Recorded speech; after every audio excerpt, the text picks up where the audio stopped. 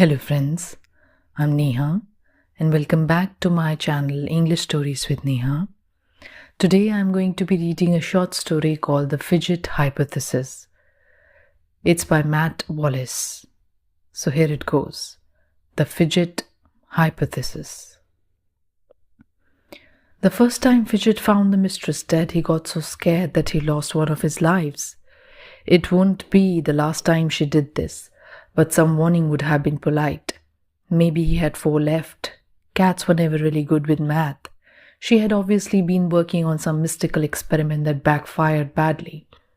Fidget's bushy tail twitched and he cocked his head, staring into her open mouth. A furry paw gently bapped at her cheek once, twice, and a third time for a good measure. Fidget leapt with quick spring to the top of the work table, cluttered with the labors of the mistress.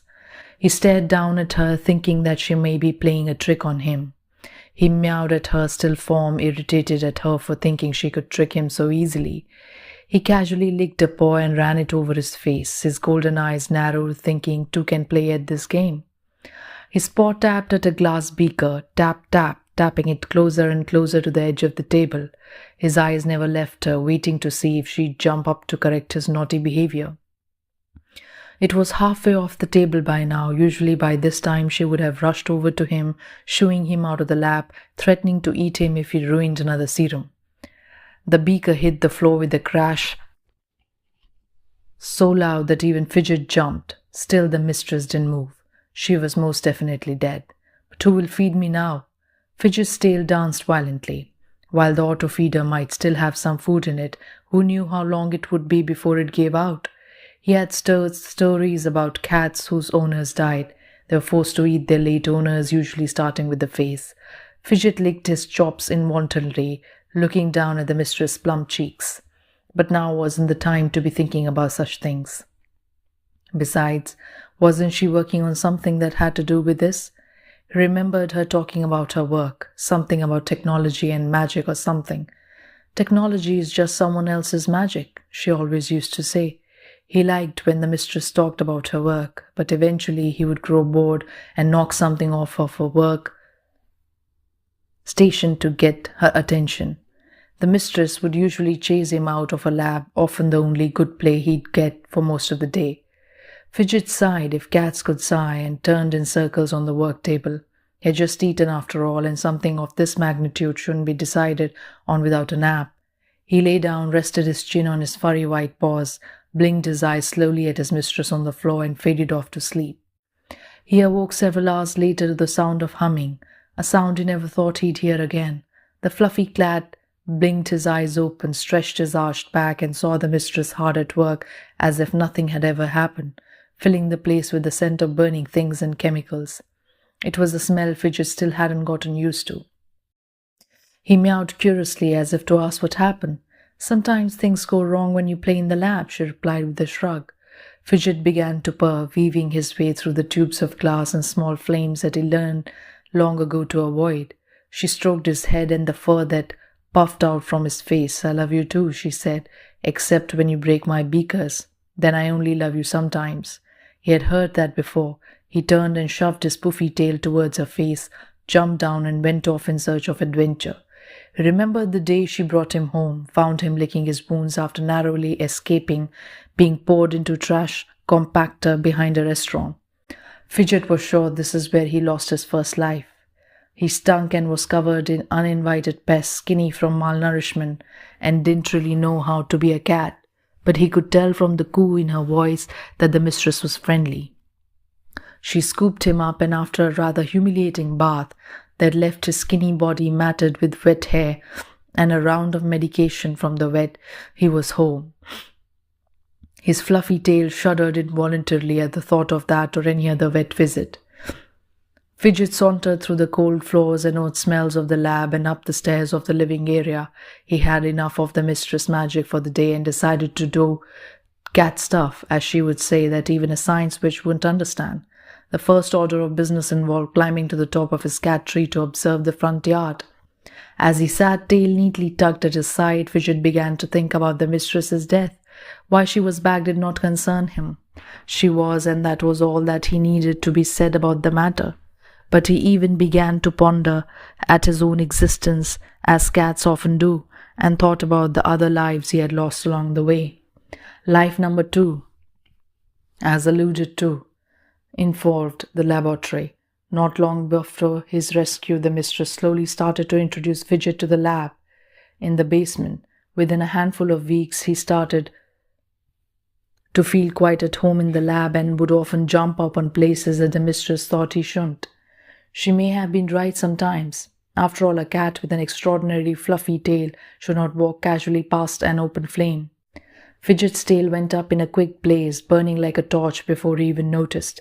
In fact, it was a look of abject horror on the mistress's face, her hand slapped across her open mouth, that let Fidget know that something was wrong. That and the smell of burning cat hair.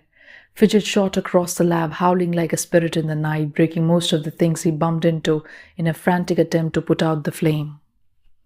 The mistress tried chasing him, but trying to catch a cat on fire is like trying to hold in your last breath. It wasn't until she sprayed him with foam from the fire extinguisher that he slid to a stop.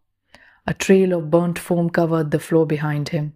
The mistress was furious with Fidget after that, banning him from the lab for over a month. It wasn't until she grew tired of his howling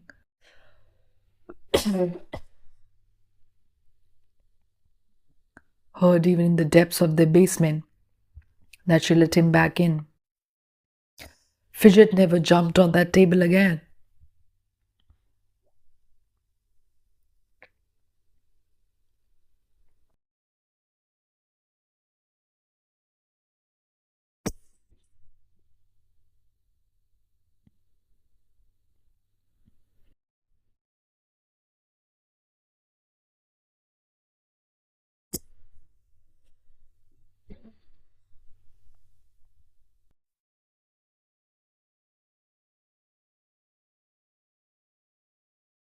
Fidget shook his head at the thought of his singed tail and licked a rogue spot of misplaced fur, glaring at the white tip of his black tail, a souvenir from life's too dramatic end. It was then that he heard the promising beep of the auto feeder and the clattering clang of kibble landing in the metal feeding bowl. The fluffy cat licked his lips at the end of his feast.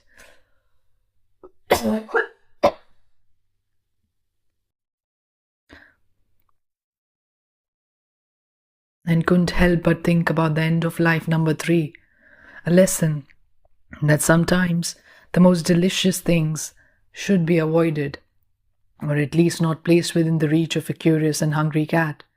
The mistress rarely left her experiments in the living area.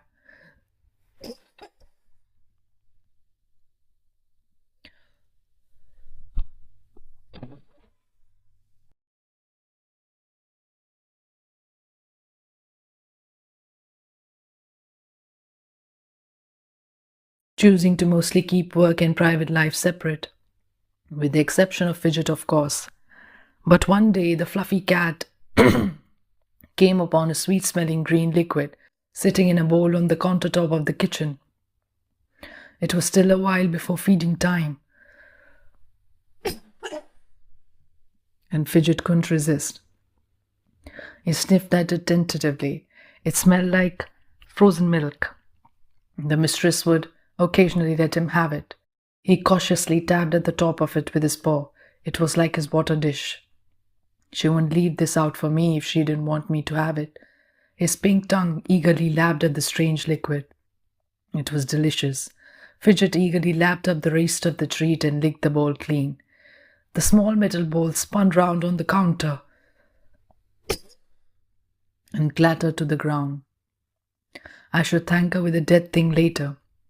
It was then that the mistress hurried into the kitchen, looking this way and that, muttering things like, "Where did I put it? And how could I leave that lying round?" When she found the small bowl on the ground, she screamed Fidget's name so loud that he almost fell off the counter. He meowed, a mix of annoyance and confusion. He was right here. Do your eyes not work? Fidget, where are you? Another meow and a cock of his head. She looked in his direction, but her eyes slid right past him without seeing. He meowed again in irritation and bapped at her with his paw that he couldn't see. "Oh no," she gasped. "Don't tell me he did that." Fidget turned on the counter, purred his thanks for the treat and demanding, "Pets, if you can't see me, just smell for me." I couldn't believe humans sometimes. The serum wore off a few hours later after an exhausting game of chase and some cat vomit that became visible a few hours later. The human looked tired as she collapsed to the couch. Perhaps a nap would do them both good.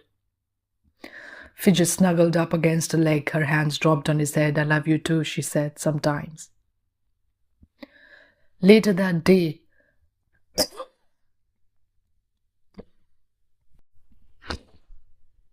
while doing the kind of business only a cat could comprehend, Fidget thought again about the rest of his lives. The end of life number 4 happened when he tried to hunt the mistress's new creation, the Robo-Falcon 9000. It turned out that the metal bird flesh was not really flesh at all. Robotic birds also tended to fight back more than real birds did. The mistress chased the bird round the lab, brandishing a broom, yelling, "I'll deprogram you, you bastard." But looking back, he wasn't sure, as if she's saying to the bird or him. Life 5 ended when Fidget learned that the lab losers are not a toy. The less about that, the better. Over the next few years, the mistress had died several other times, only to be revived again without the traumatic shock to Fidget that cost him life number 6. Life 7 and 8 passed without the cat even knowing they were gone. He was older now, and it was harder to do the adventurous things he used to do. He found most of his days curled up on his cat tree, silently judging the world outside. If not that, then he would meow incessantly until the mistress picked him up and laid him on a cat bed on one of the tables in the lab. "You don't really fidget anymore, do you, buddy?" she asked. He let out a quack mew on agreement and closed his eyes. Fidget couldn't remember the last time he'd enjoyed eating. Water too seemed like something to be avoided. It had been like this for days. Every time he turned up his food, the mistress would start to cry. One day she took him down to the lab, her steps slower than usual. She laid him in a soft bed on her table. She whispered, "It'll only sting for a moment," and he felt a pinch in his paw. She wrapped the paw in tape, a tube leading out from under it. Fidget looked up at as much as tired head would allow. He rubbed the side of his face against her hand, then dropped his chin back to his paws, being careful to avoid the one with the tube. "I'm afraid we have to say goodbye." He looked up at her and blinked slowly. "I can't keep bringing you back, it's unfair." Fidget slow blinked his eyes at her again. "Did you love me?" he asked, knowing she couldn't hear. "I loved you all of the time," she choked, round globe of tears in her eyes. "Even when you sabotaged my work, I loved you all of the time." Her face dove into her crossed arms on the table, shoulders racking with sobs. The tips of her fingers still caressed the side of his face. He purred quietly, knowing that she was being honest.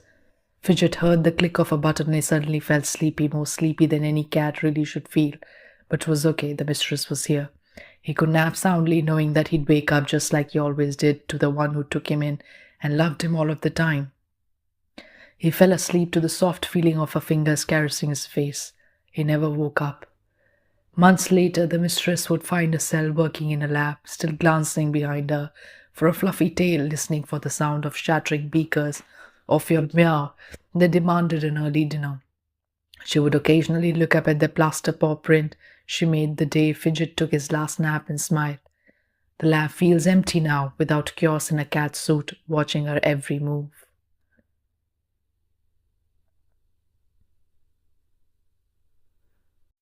So friends, this was the short story The Fidget Hypothesis by Matt Wallace. I'm so sorry, I'm a bit under the weather. And the Delhi pollution adds to that. So, if you've got any story recommendations, please mention it in the comment section. I would love to read it to you the next time round.